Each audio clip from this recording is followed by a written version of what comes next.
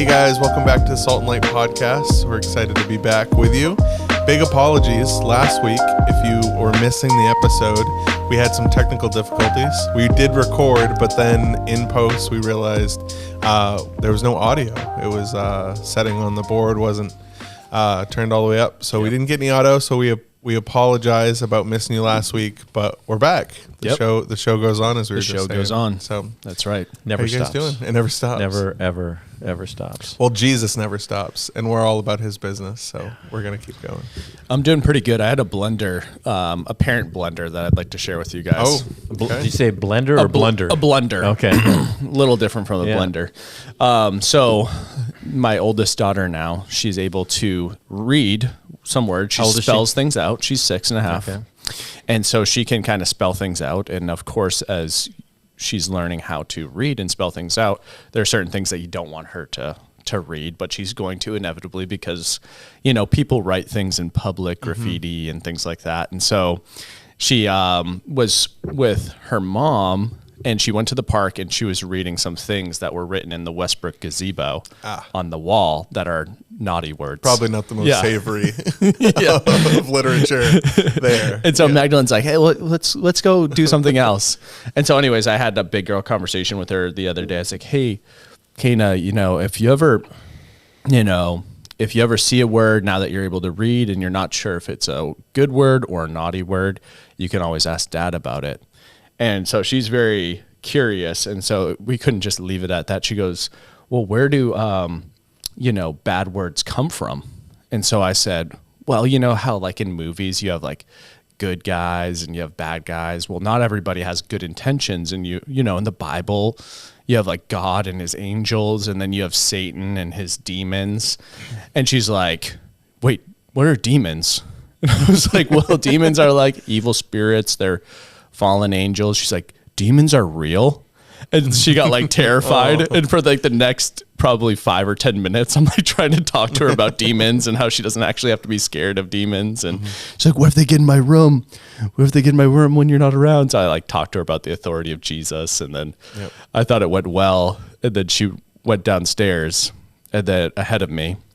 And I talked to Magdalene about it. I was like, so I tried to talk to her about, bad language. And we ended up talking about demons for 5 or 10 minutes. And Magdalene's like, how did that happen? And I get downstairs and Claire, my 4-year-old's like, Dad, demons are real? And I was like, oh, geez. So it was a little bit of a parent blunder, but I don't know. I wouldn't at call the that same a blunder. time, it just felt like, oh, wow, we're really diving into this can of worms that I didn't intend to go into. Yeah. But I don't know that you can just because Cal's at a similar age. He's like a year younger. He's in between Claire and Kana. And he asks all kinds of honest questions. And I think you're kind of just put in the position where you're like, well, I've either got to just skirt this and ignore his question. Right. Or I'll just do my best to give a child framed answer. Yeah. But telling the truth, knowing that we'll revisit later. Yeah. But it was also kind of tough. Bringing the nuance into it. It was tough because she's like, wait, so if someone says a bad word, is that a demon speaking through them? And I was like, well, not necessarily, but like bad things come from like demons. And she's like, why would God allow bad things to exist? And I was like, well, let's talk about that later. It's like sometimes even Christians swear sometimes on accident, then you confess, and there's not always a demon that's making you do that. Yeah. And I was like, oh gosh, this conversation is getting in the deep end here. Kids just have a very black and white view of the world. So like Cal will do that where he's like, he'll say, well, like, is this a bad thing? And that's a thing a bad guy would do. And I'll be like, yeah. So he's like, so if somebody does that, they're a bad guy. I'm like, well, people are like, complicated. It's a mixed bag. Yeah. I was like, so you try to explain like sin and all that. But it's not, the world's not black and white. Yes. No. But that's why I like Lord of the Rings is you have like, you have like the good guys and then you have like the orcs over there. And it's like, or like a zombie movie. You're like, it's a zombie. It's bad. You can kill it. You don't have to feel bad about it. Yep. What do you think, Kurt? What's going on in your life? I spend a lot of time thinking about whether a zombie has souls or not. You don't think about that very often? No, I do a lot. Oh, you do? I'm thinking about that, yeah. Do you think that there are any examples of zombies in real life? Only when you see them out in the street and they've had spice or some other drug like that. Yeah. Would you consider Lazarus a zombie? Ooh. No, I think he was living. Jesus called him out of the yeah. But like he died. I mean, he died because then Jesus would be a zombie by that. That's true. Yeah, that's true. I feel like zombie is like something has hijacked you, like hijacked a corpse to bring it to life, like a virus of some sort, and then it tries to propagate itself through that corpse. But it's still kind of like the flesh is decayed still and everything like that. It's not kind of like a living person with a soul inside of it. It's an animator. That's all it is. Right. But it craves, depending on what kind of zombie you're watching. Yeah. Are we talking World War Z zombies or Walking Legend? Dead? Those were intense, fast zombies. Right. Walking Dead were kind of slow. We'll take care of them. Yeah. Right. Well, say we got to the place where they took like an AI chip and put it in a corpse, and then that corpse was animated through mechanical measures. Yeah. Wow. Would that be a zombie, or would that be like a Frankenstein situation? Because we don't like usually say Frankenstein's a zombie. Yeah. But it's a reanimated corpse. Kind So of a biological robot almost. yeah. I would call that an abomination. Yeah, I mean, I would agree with that for sure. I wouldn't call that a technical zombie, but I would say that's kind of a Frankenstein, and it's really creepy. And I would also be really curious about the ethics of whose body they've used and different things like that. Yeah. It's like, is this what I'm signing on for if I'm an organ donor? I mean, in the future, who knows? Yeah. They pull the teeth out, then you're clear. Then you're clear. Yeah. Well, if it no was worries. like an AI chip, reanimated corpse, you wouldn't have to worry about like infection. Well, you wouldn't worry about infection, but not like they probably wouldn't bite. Kind of an iRobot thing, though. You don't know if they're going to turn on you. Right. Yeah. So then just pull the teeth, and you don't have to worry about it. Yeah, that's true. Just to go down the conspiracy rabbit trail, because it's kind of fun, is I do feel like we are now in a really unprecedented time with all the artificial intelligence and with a hypothetical like that, where we are more in that kind of Tower of Babel type of framework as a society than maybe we've ever been as a civilization, as far as I can understand or know through history.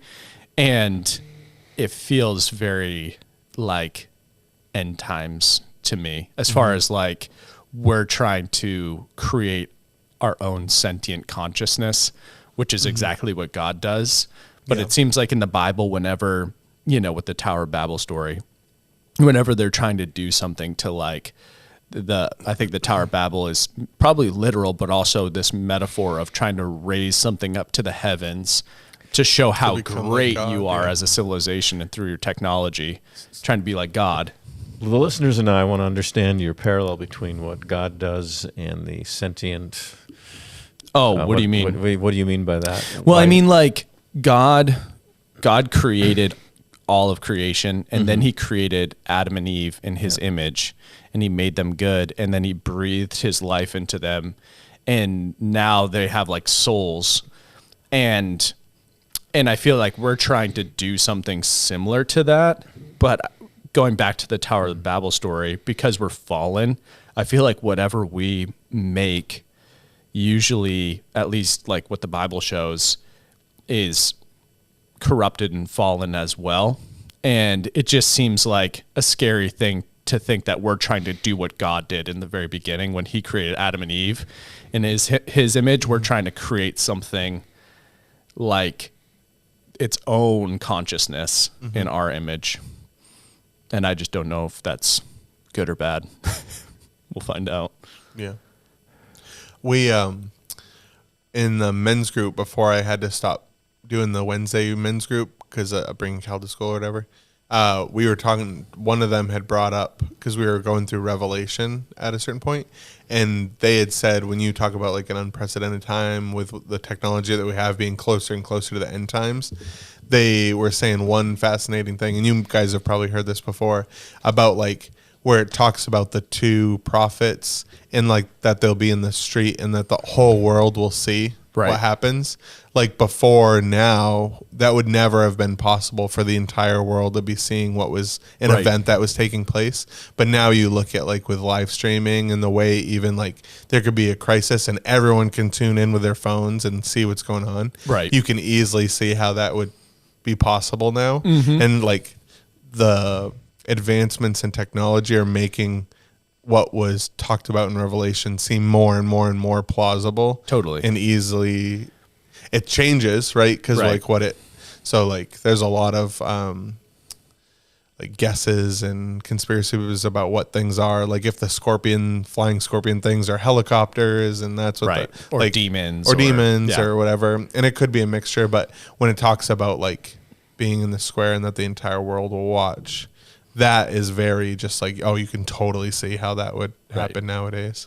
It also says in the Bible that all the nations will hear the gospel before Jesus comes back. And I feel like with modern technology, that's more realistic now. Oh, yeah. And I know a lot of Bible translators, because of AI, have said, we thought we were going to have to project all the way out like multiple decades to get translations of the Bible into all of these different languages and indigenous languages. And now they're like, we basically can do it now because of the tools of AI, which is pretty crazy. Yep. So it seems like things could be speeding up, but we don't know. We don't know the time, the hour, or the day. Only the Father knows. Yeah. Isn't that right, Kurt? I don't even know if back in the 70s when we were looking at this and late great Planet Earth came out and everything, that even then, since you could broadcast TV, I don't know that it changes faith or changes anything. So I wonder if in the 1800s when they're reading that, was that a concern of people's that, well, how? No, there's no way everybody could see it at once. Yeah, no, I don't think so. Probably wasn't. No, it's probably just a they fascination. They just figured that it would be able to happen. Yeah. Right. But now we know how it's going to happen.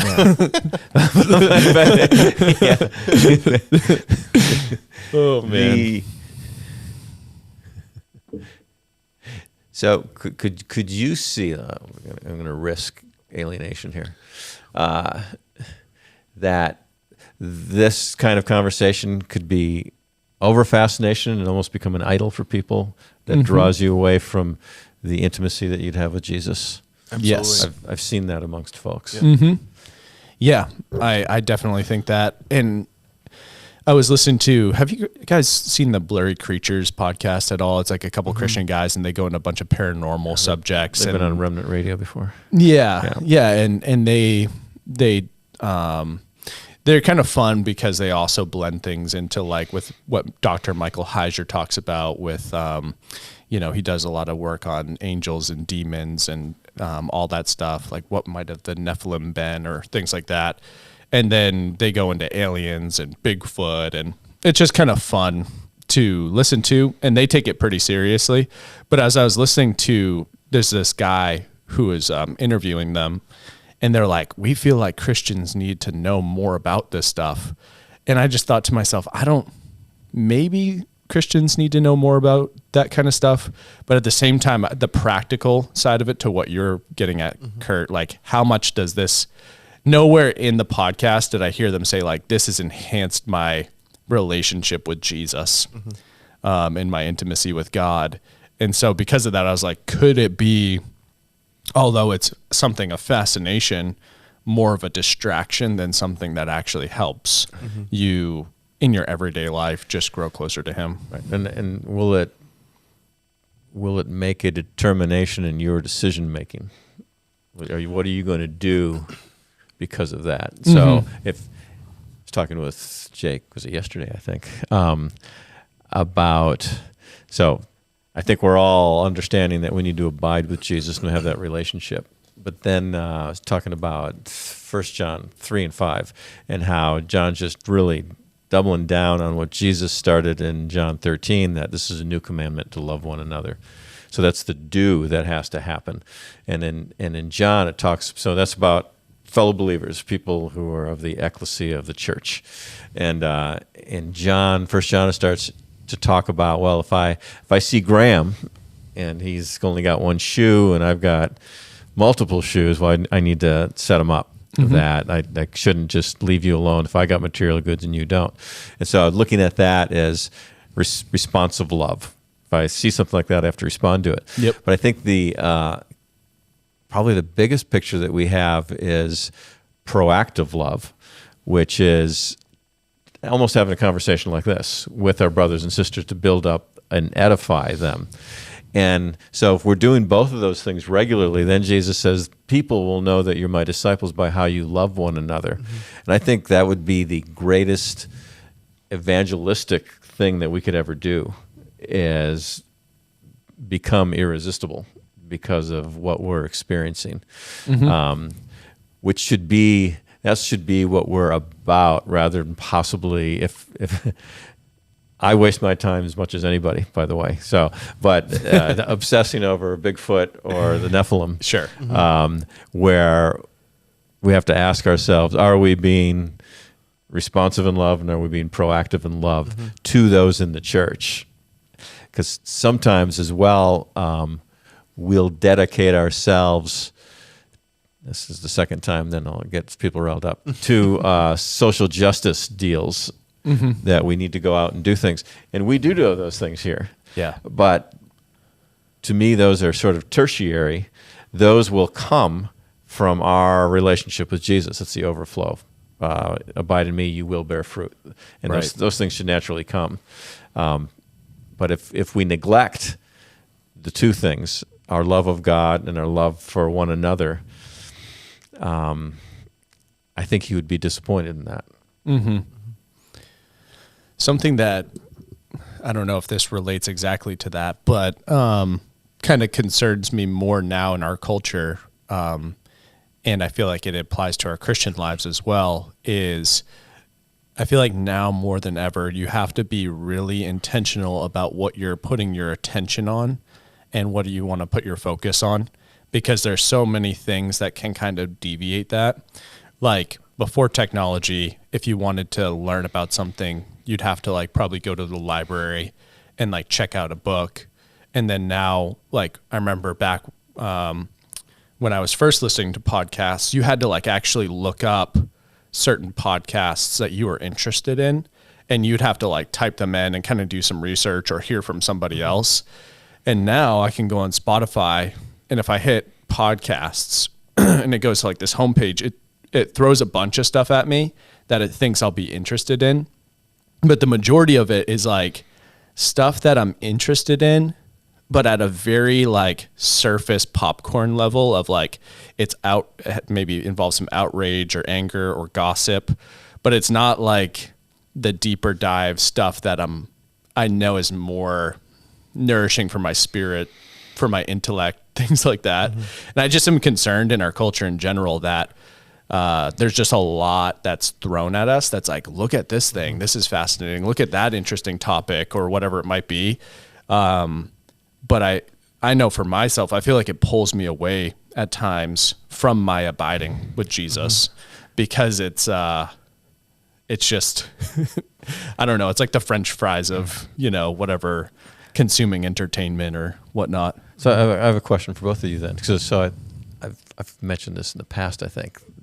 So one of the things that I'll look at, I will just look at the change in culture and the geopolitics of things, the psychology of this polarity that we have, not just in America. It's happening certainly through Europe as well, where you have people not from a religious standpoint necessarily, but just thinking just vastly different on either side of it. And it's kind of fascinating to me.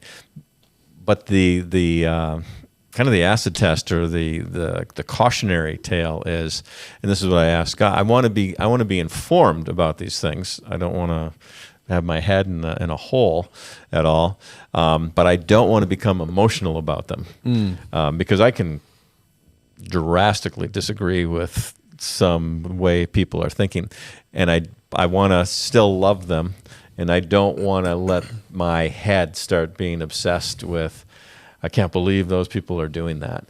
Right. That's a kind of a tightrope to walk, but you need to recognize it. Mm-hmm. And anybody challenged with that?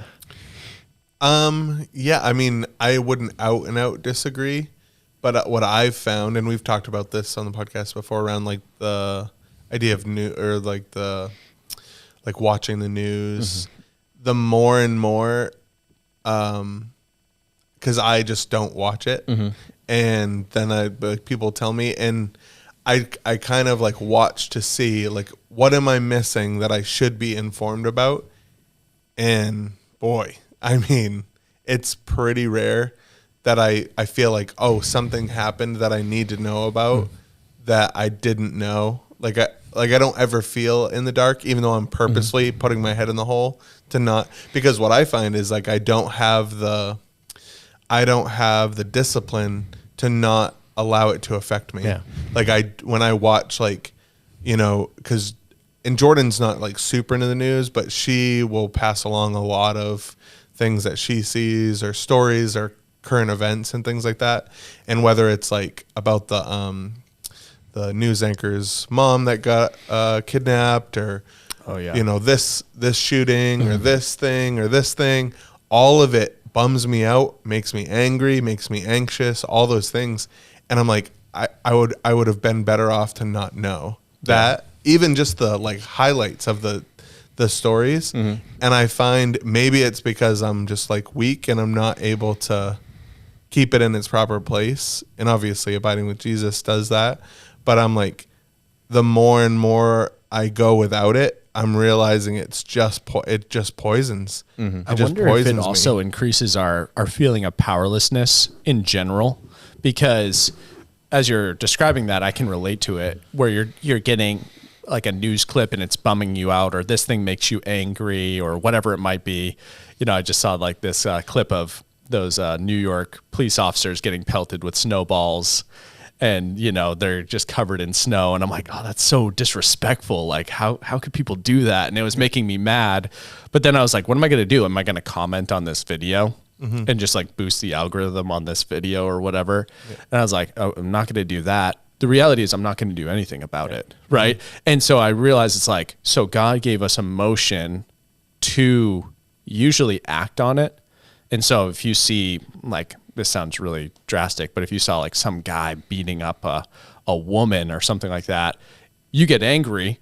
And I think that's inside of you for a reason, so that you stop the injustice that you're seeing. Right. But if you're like so accustomed to seeing things on your phone that's on your feed that's just making you mad, and then you're like, oh, maybe I'll write something, maybe I'll share this, but really you're just stewing on it and you don't do anything about it. I wonder if it raises kind of this hopeless feeling that then goes into the rest of your life. And when you see something that you can act on, you're like, oh, well, that's frustrating, but what am I going to do about it? And it's like, well, you actually could do something about that. So going back to like what Kurt was saying, if you see your brother that doesn't have shoes, well, go get him shoes. Right. Like I think that's like what we should be focusing on. Yeah. And how much better would the world be if that was kind of the stuff that we were focusing our attention and our energy on, is like, how can I make the life of my family better, the life of the people in my church, my direct neighbors better? How can I focus on that and have compassion and a burden for them, rather than some stuff going on over in whatever country or state that I'm not connected to, that I can't do anything about. And I don't know that I'm not saying that I'm right. Yeah. For the record, I'm saying how I feel like I react to it. Right. Yeah. And I also think, like, Kurt, I would probably believe about you that you do a better job than most of watching enough to know what's going on and not like stewing in it. Because like so take a current event that's going on, the like cartel stuff in Mexico that's wild, right? Like the airports and the takeover. It's one thing because I saw like what was going on with like a video or whatever. I didn't watch the video, but I saw and I know enough that like, oh, this is happening.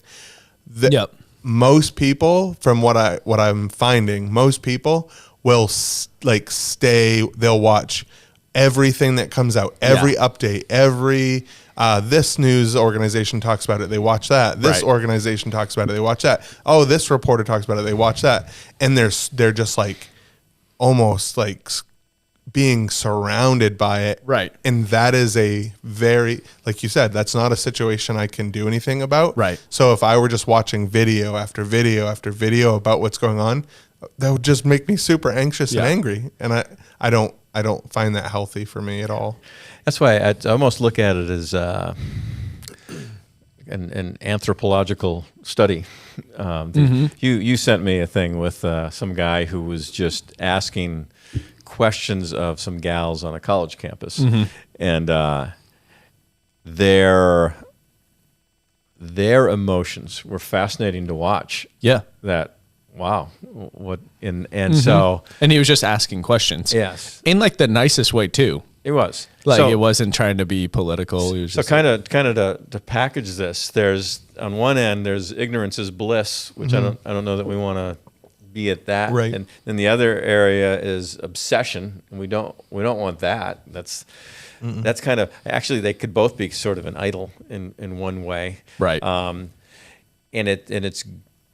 it's good to kind of understand what the human psyche is operating, how it's operating now, especially compared to how it operated 2 decades ago, for instance.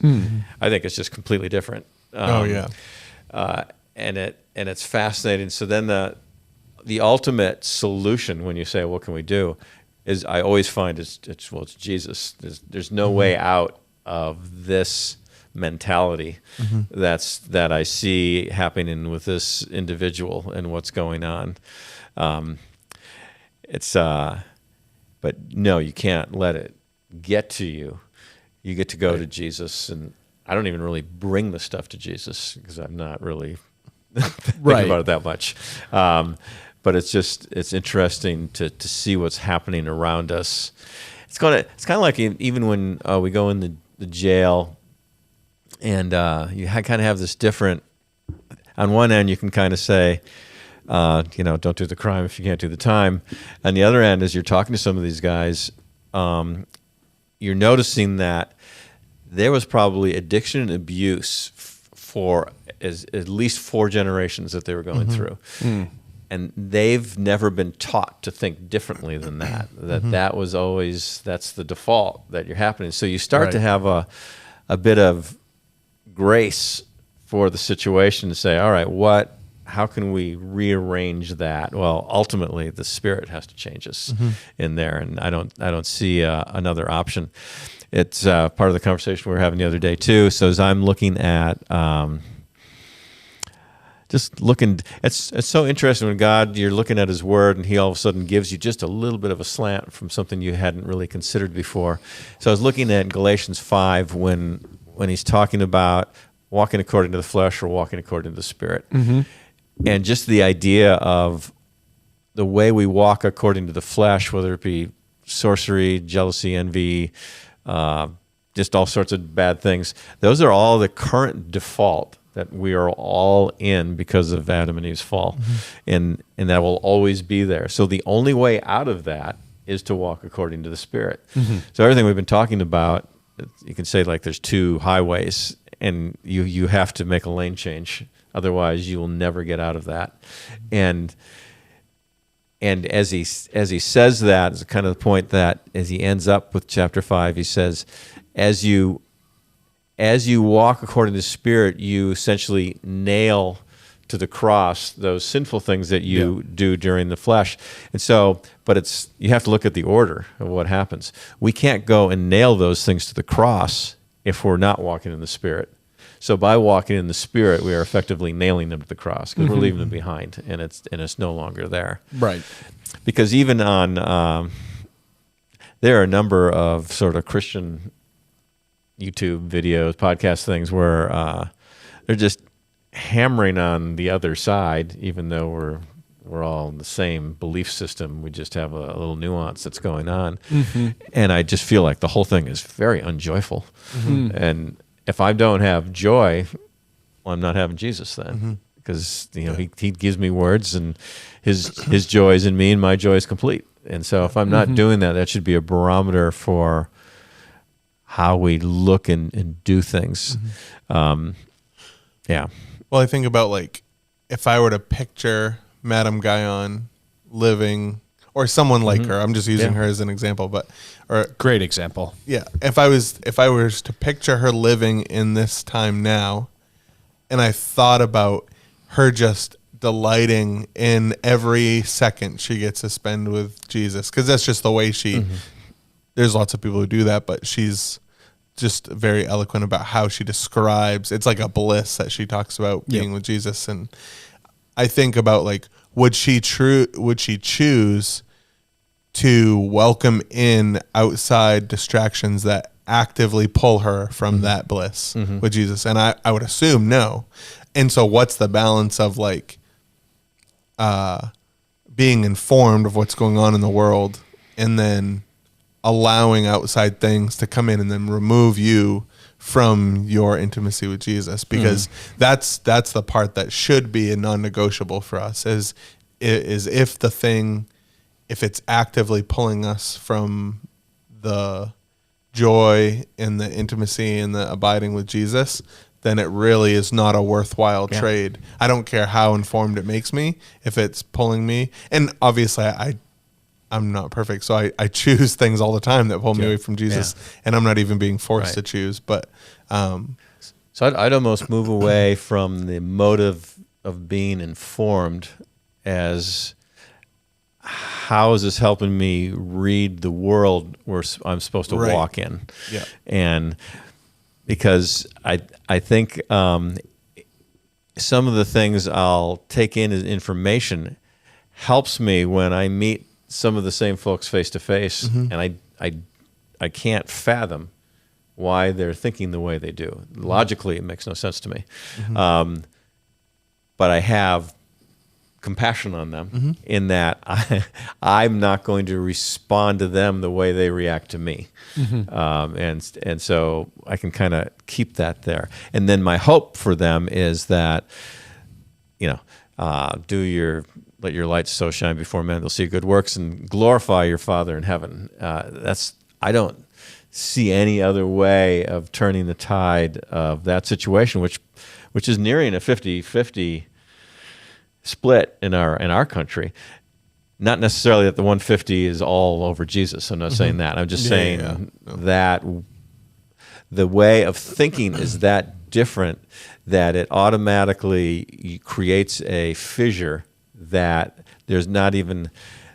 I know folks just won't even entertain a conversation with somebody who's on the other side of that divide, and that's kind of sad. Yeah, it's very sad. Going back to kind of what you were talking about too, Jake, is it's interesting even from outside of a spiritual element, but even in like a neuroscience element. Like I listened to this one guy on YouTube, his name's Dr. K, or you have like Andrew Huberman, who's like a neuroscientist, and they talk about like our dopamine receptors and how when you go on your phone and you watch, YouTube videos, or even if you're like turning on the news, it gives you kind of like this immediate like dopamine hit. And now there's like all of this stuff out there about like going on a dopamine reset type of thing where you get it's almost kind of like if you get too much caffeine and drink too much coffee, it like stops having an effect on you after a while, and you become super dependent on it as well. But if you get rid of if you like kind of dwindle down and you only have like 1 cup a day, then that caffeine is actually going to do what it's supposed to do and actually have like an effect on you. And I think like for a lot of us, we're so kind of oversaturated by our phones and by the news and entertainment that it's like it actually pulls away from the joy of just like regular, day-to-day life, like normal conversations, normal parenting, even just our ability just to sit in silence. Like lately I've noticed for myself, and I think it's because of how much I use my phone in the in-between moments, like it's just harder for me to just be quiet by myself. And I'm like, I need to just put this aside so I can not have my attention hijacked. What if So here at East Point, we had an agreement that for the next 2 weeks, and then agreed with your family as well, that we'd put all our phones in a box. Whoa. Would you be willing to do that? What's the exact rules? You would just put your phone in a You box don't for a have, full you don't even week? have access to it. Yeah. Wow. Yeah. That's hardcore. Yeah. Well, maybe there'd be an emergency phone somewhere if you had to make a phone call for something, but you wouldn't use it for anything else. What do you think about that, Jake? That'd be very hard. That'd Yeah. be very hard for me right now. Yeah. No, I am very self-admittedly very dependent on it right now. Mm-hmm. Both for like what I would maybe convince myself is necessity, like work stuff, communicating with Jordan, Mm-hmm. family and friends, all that stuff, but also just for like what you said, like I know about myself, I'm maybe more now than maybe not ever, but I'd say like I find it very difficult to deal with boredom right now, which is not a good thing, but like the being like without any type of stimulation, just like doing dishes or folding the laundry without having something else is very challenging. It's hard. Like I like to have like something going. Mm-hmm. So it would be like what do you call it? Withdrawal probably. Yeah. I'd have a little. I think for a lot of people that's a harder fast than like not doing food. Yeah, no, I agree. Oh, definitely. Yeah. Because I think with food, it's kind of like, it's more manageable maybe. I don't know. But like with your phone, it's kind of, I wonder. I feel more of an itch for it sometimes. You think some of that's kind of a generational thing? I would kind of welcome the challenge. I know, because I know when I am doing my dopamine hit. Yeah. After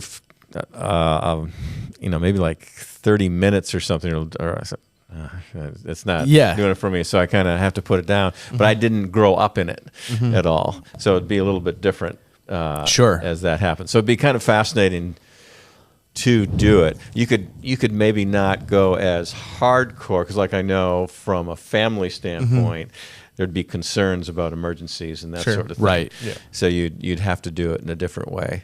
But I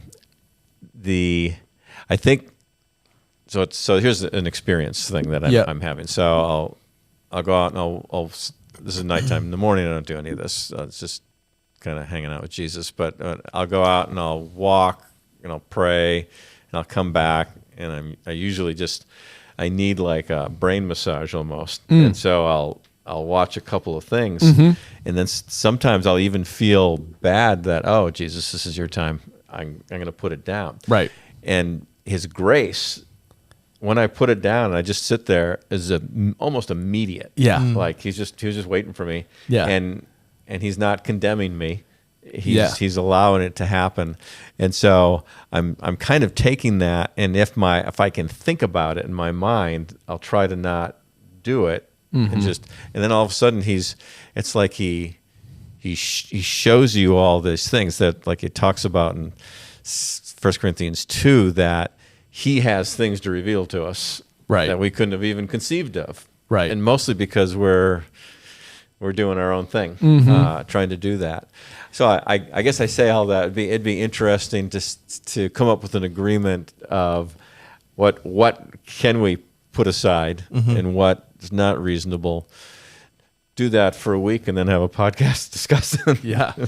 Well, I think you can use your phone, and you could just like make an agreement with people and just say, hey, let's fast from all visual entertainment on your phone, or like all unnecessary. Like you have to use your phone like it's like from the 1990s, except for maybe with texting and stuff like that, responding. Because I think, with work nowadays, you have to respond to text messages. We have our WebEx, or different things like that. But as far as like pointless visual entertainment, I think that's like the biggest thing that the phone, this is a great tool in so many ways, but it's also not a great tool in many ways too. Yeah. It's like ankle weights in certain ways. And I'd say that's the biggest way is that it has, well, even right now, YouTube people are being deeply enriched by this podcast as they listen to it. Right. Yeah. That's a big thing for me is it's like whenever I've done like YouTube fasts before, and I'm like, I'm not going to watch any YouTube at all because I don't want to use my downtime for that. And then I go on to like audiobooks or podcasts, and then like maybe I'm on Spotify, and then all of a sudden I catch myself like watching a visual podcast, like maybe someone's watching us right now, on YouTube or whatever, and I'm like watching the visual podcast like it's like a TV show. I'm like, what am I doing? Why do I need to be like, no, I found distracting my attention on this? I found it was even more severe than that. So I don't remember how many months ago now, but I pulled everything away. I got rid of all the podcast apps, YouTube. I got rid of everything off my phone. And I was like, I'm just gonna like, when I get home, set it down, not touch it, all those things. You know what I found myself doing? What? Opening like the email app and just looking at my email. And I'm like, I'm such an addict that I'm willing to just like look at my email because it's some stimulation. And I was like, oh man. And you still have the Bible app on there. And I still have the Bible app. And I use the Bible app, but it's I think that's kind of, that point exactly proves a little bit that what you're looking for is fleshly in nature. It's not distraction, because I could read my Bible, but what your flesh is looking for, like a mind-numbing, just like activity to some kind of to like shut kind down. of escape. An escape, and it's like, oh man, that's eerie. That's our proclivity. Going back to Galatians 5:2, with what Paul's talking about, that he's giving this kind of like real dichotomy. Here's the world of the flesh that you can live in, and all the sensual pleasures. It's very attractive in some ways to live in that realm. And then you have the spirit. In the spirit, you see all the things that you really truly want and are more satisfying, what it means to walk in the spirit. But he says you got to nail the flesh and its desires. You have to crucify the flesh.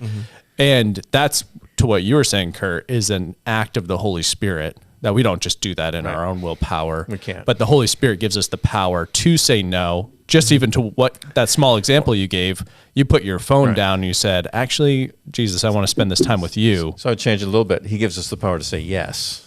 There you go. I mean, that's what he does, because it's really a choice. Yeah.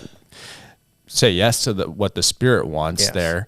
But I can't remember where I was going with that, but I just think that's the big thing. And sometimes it will, I think, if we tell ourselves there's no pain in that process, I think then we're kind of sugarcoating it too much. There is some pain in that process to going, oh, in this next 5 minutes, I'm not going to pull up my phone and distract myself. I'm just going to say, God, whatever you have for me, I'm right here. I'm giving this time to you, Jesus. And you focus on prayer instead. It is kind of, there's a sacrifice to that, right? Because that's not always what our flesh wants in the immediate. It's not that quick dopamine hit that we sometimes are desiring for. Yep. It's almost like looking into the cupboard and going, oh, look at all these snacks. But am I really hungry for that right now? And then closing the cupboard. That's exactly what I was going to bring up, is there's old like diet or health advice that says, like, in between meals, if you get hungry, you can eat carrots or an apple. And if you don't want carrots or an apple, then you're not hungry. Yeah. You just are craving food. Exactly. And it's like, that's amazing. Like, that's exactly what it's like with, like, so true. Distraction. We're like, well, yeah, I could like read my Bible or a Christian book, but like, that doesn't sound that good right now, because I already did that today. And it's like, oh, that's just telling of, it's a fleshly craving, not a desire for 100% engagement. It's interesting to go to the gastronomic side of it as well. So I've been going through stuff and found I was gluten. I needed a gluten-free and all that. And so, but still, one of the things that the nutritionist that I was going to told me that I needed to do, but I really didn't do it, is because I'm a grazer. Oh, okay. And I could identify everywhere that you'd find food around East Point, and I would find it too.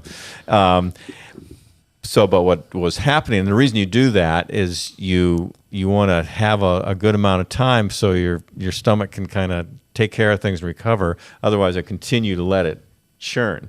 Yeah. Kind of like, you're just watching the phone, so your brain doesn't chill out. Right. So just in the last week, I've said, so it's a matter of choices.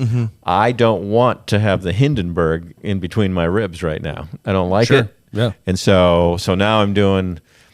I'll have 4 hours in the morning where I'm not putting anything in, and 4 hours in the afternoon, and then I don't eat after 6:30. And that was hard for me because I like sugar and I like grazing on stuff. Of course. And so now I have to think about it, and but it's paying some dividends as well that are happening. I was looking at the second part. I wish I could pull it out, I guess, of Romans 8, and it's so replete with how God's going to give us what we need to come to Him, and Paul kind of finishes up. There's nothing that can separate us from His love, and then he tells us all the things that can get in the way, but he when you say what was the 8:23 one? I think it's 23. 33. Things work for the good of those who love Him. Yeah, and are called according to His purpose.